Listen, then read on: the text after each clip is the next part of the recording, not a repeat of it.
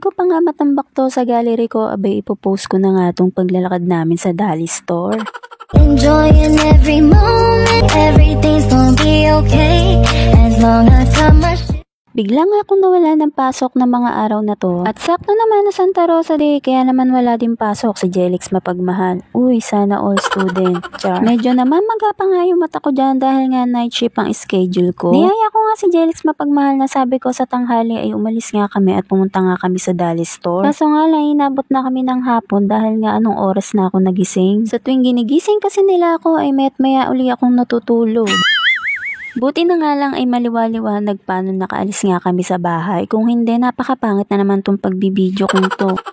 Habang naglalakad nga kami dyan sa Dali Store ay unang bumungad nga sa akin yung mga chichirya. At dahil nga dito nga tayo sa UTI section ay syempre i-skip natin to at di naman natin to kailangan. Dumiretso na nga kami agad dito sa mga frozen foods at kumuha nga kami dito ng mga karne. Kumuha na nga ako ng 3 balot na karne dyan at kumuha din ako ng 1 balot na hotdog. At dahil nga last week ay birthday ni Jelix Mapagmahal, kaya naman ngayon ay bumibili kami ng mga panghanda niya. Hindi nga kami nakapaghanda nung last week dahil nga magkaiba kami ng ship at parehas kami may pasok. At dahil nga merong malapit na Dali Store dito sa amin ay dito na nga lang namin naisipang bumili dahil nga medyo mura-mura dito kaysa sa iba. Sakto nga at meron pa kaming natirang pang spaghetti sa bahay kaya naman hindi na ako bibili ng pasta dito at ayun na nga lang yung gagamitin ko. Sabi nga sa akin ni Jelix Mapagmahal ay pupunta nga daw yung mga katrabaho niya dun sa apartment namin. At hindi rin naman kadamihan tong lulutuin ko at mukha namang sigurong hindi matatakaw yung mga bisitang darating sa amin. Char.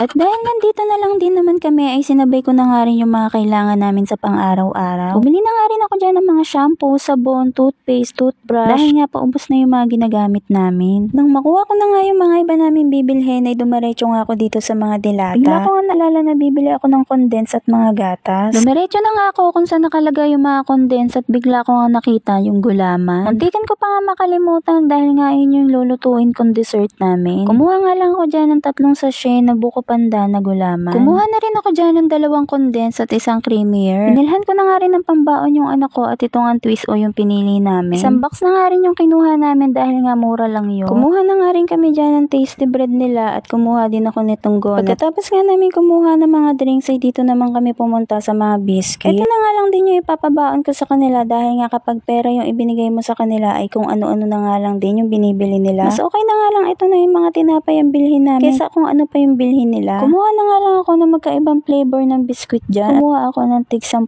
piraso. Nang makakuha na nga ako ng mga pambaon ng anak ko sa school nila ay nilagay ko na nga rin agad to sa cart. Naglakad na nga kami ni Jelix Mapagmahal dyan para makapunta na kami ng counter. Buti na nga lang ay wala masyadong tao ngayon kaya naman nakapag-video ko ng ayos. Buti na lang din ay wala na masyadong tao sa counter kanina kasi maraming nakapila kaya naman hindi muna kami pumunta dahil nga hindi kami makakapag-video ng ayos kapag napakaraming tao. Pagkalapit ko nga dito sa counter ay pinaglalagay ko na nga dito at pinag-aabot ko na nga sa cashier yung mga napamili namin. Na may patong ko na nga yung mga pinamili namin dun sa may counter ay lumapit nga ako dito sa may screen kung saan nga nakalagay yung mga price ng mga pinamili namin. Kinakabahan pa nga ako ng mga oras na yan dahil nga baka kulang yung dala namin pera. Sabi ko kasi kanina yung mga needs lang yung mga bibilhin namin pero dumami yung nasa cart namin.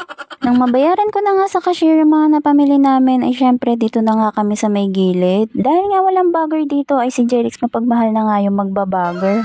Kalabas nga namin ng Dali Store, Diyos ko po, pagkatingin ko sa labas ay napakadilim na nga. Kumara na nga rin kami agad ng tricycle dyan para makauwi na nga rin kami kaagad. At ayan lang muna for today's mini vlogs. Kita-kits na lang sa susunod ko pang upload. Thank you for watching. Bye!